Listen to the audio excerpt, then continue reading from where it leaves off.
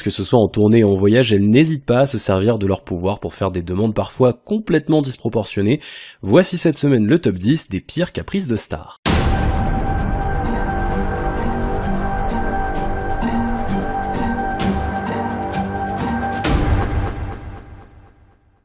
Numéro 10, Paul McCartney. En 2002, Paul avait exigé 6 plantes à feuilles de 1,8 m et 2 de 1,2 m dans sa loge. Il avait également demandé que des chiens renifleurs de bombes passent dans sa loge avant son arrivée. Numéro 9, Katy Perry. Pour monter sur scène, Katy exige que sa loge contienne des fleurs fraîches, mais pas n'importe lesquelles. Elle ne tolère pas d'avoir des œillets. Elle demande également 2 fauteuils confortables couleur crème ainsi qu'un frigo avec une porte en verre. Et dernièrement, son chauffeur a l'interdiction de la regarder ainsi que de lui adresser la parole. Numéro 8, Nicki Minaj. En 2012, Nicki avait fait les gros titres de la presse People suite à son comportement qui avait attiré la colère de tous ses fans. En effet, lors d'un concert en Écosse, elle a refusé de monter sur scène sous prétexte que la hauteur de l'herbe autour de sa loge était trop haute et qu'elle ne voulait pas marcher dessus. D'après le journal The Sun, elle a fait un scandale accusant et maudissant, exigeant que quelqu'un trouve une tondeuse. L'herbe a finalement été coupée et Nicki est montée sur scène avec 50 minutes de retard. Ses fans l'ont hué tout au long du concert et le chanteur Frank Turner n'a pas hésité à dénoncer cette attitude déplorable en tweetant, je cite, « À la limite tu peux te comporter comme une merde avec ton équipe dans la mesure où tu les paies, mais avec les autres, sans parler des gens qui sont venus voir ton concert. » Numéro 7, Justin Timberlake. En 2011, le magazine OK a dévoilé un aspect que l'on ne connaissait pas de la star. En effet, lorsque l'acteur est en déplacement dans des hôtels, il ne réserve pas une seule chambre mais l'étage entier. Il refuse que les membres du staff lui adressent la parole, quelles qu'en soient les circonstances, et demande à ce que les poignées de porte soient désinfectées toutes les heures. Numéro 6, Jennifer Lopez. J-Lo a des caprices plutôt étranges. Elle veut par exemple que tout soit blanc dans sa loge, ses rideaux, son lit, ses murs, absolument tout. Elle ne tolère aucune couleur. En 2013, alors qu'elle devait participer à la cérémonie d'ouverture de l'Indian Premier League, les organisateurs ont annulé son show car ils n'ont pas apprécié sa très longue liste d'exigences. En effet, elle aurait demandé un jet privé ainsi qu'un nombre indécent de chambres d'hôtel pour elle et son entourage. Du coup, les organisateurs l'ont rayée de la liste et ont décidé d'engager Pitbull à sa place. Quand elle a appris qu'elle ne participera pas à l'événement, Jennifer a déclaré qu'elle avait refusé le contrat car elle était trop occupée. Mis à part ses nombreux caprices, en 2012, alors qu'elle séjournait dans un hôtel de Düsseldorf en Allemagne, une employée nommée Prey Dodage aurait été licenciée à cause d'elle. En effet, la femme de chambre était une grande fan de la star et elle aurait voulu avoir un autographe. Elle est donc allée frapper à sa porte mais s'est fait repousser par 2 assistants. Elle a déclaré plus tard, je cite, « Le lendemain, la société de nettoyage qui m'employait m'a appelé pour me dire que Madame Lopez s'était plainte d'avoir été dérangée.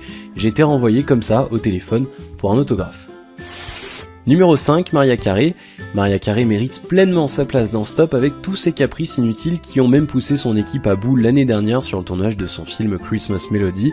En effet, selon le magazine In Touch Weekly, Mariah aurait passé la plupart de son temps à faire la sieste durant le tournage, et une fois qu'elle avait décidé de tourner quelques scènes, elle aurait mis un temps fou à se maquiller puis à enchaîner les selfies pendant que l'équipe l'aurait attendue. Selon une source proche du staff de l'année dernière, elle passe 1 heure à sourire devant son appareil pendant que tout le casting et l'équipe s'impatientent. Trouver le bon rouge à lèvres lui semble bien plus important que diriger le film, mais ce n'est pas tout. Les années précédentes, Mariah avait engagé un assistant qui était chargé de récupérer ses chewing-gums usagés durant la journée, et même un assistant pour lui tenir sa paille au moment de se rafraîchir. Numéro 4, Paris Hilton. Paris a des envies plutôt particulières lorsqu'elle visite une ville. En effet, au lieu de louer une voiture pour se promener, elle préfère directement en acheter une même si son garage est déjà rempli avec une dizaine de voitures qui valent plus de 300 000 $ chacune. Numéro 3, Madonna. S'il y a bien une chose que Madonna ne peut supporter, c'est de poser son cul là où tout le monde l'a posé. Pas étonnant qu'elle soit considérée comme la reine des caprices, puisqu'à chaque endroit où elle se rend, elle demande qu'on lui installe une lunette et un couvercle neuf sur ses toilettes. En 2012, lors d'une tournée, elle a demandé une loge avec des murs blancs, 20 lignes de téléphone international, des lys blancs et des roses de couleur rose pâle dont les tiges ont été coupées à précisément 15 cm. Plusieurs fois aussi, des chambres d'hôtel entières où elle allait séjourner ont été rénovées suite à sa demande. Et le meilleur pour la fin, dans un hôtel, tout le monde doit quitter la piscine quand Madonna décide d'aller se baigner.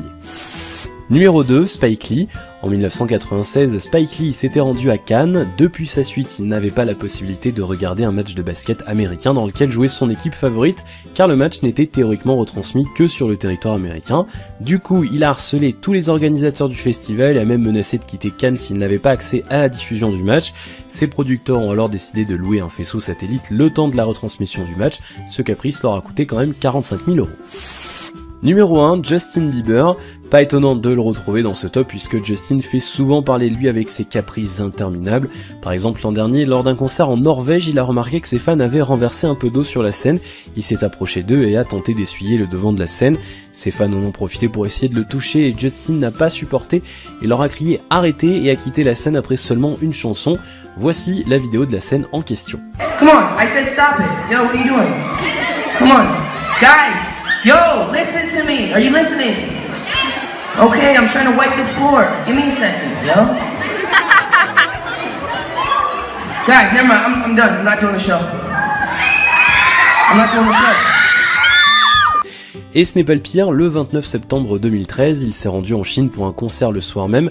Voulant décompresser un peu, il est sorti faire du skateboard. Ses gardes du corps étaient chargés de courir derrière lui pour assurer sa sécurité. Justin n'en avait strictement rien à foutre et a continué sa balade à toute vitesse. Le lendemain, il est parti visiter la Grande Muraille de Chine, toujours avec ses gardes du corps. Et bien évidemment, monsieur n'allait pas monter les marches tout seul. Il s'est installé sur les épaules de ses gardes du corps et c'est eux qui se sont chargés de le porter. Avec l'enfer qu'ils vivent au quotidien, garde du corps de Justin Bieber peut largement faire partie de mon top 10 des métiers les plus difficiles du monde. Voilà, c'est déjà la fin de cette vidéo. Si mes thèmes vous intéressent, n'hésitez surtout pas à liker et à vous abonner. On se retrouve très bientôt pour une nouvelle vidéo. À la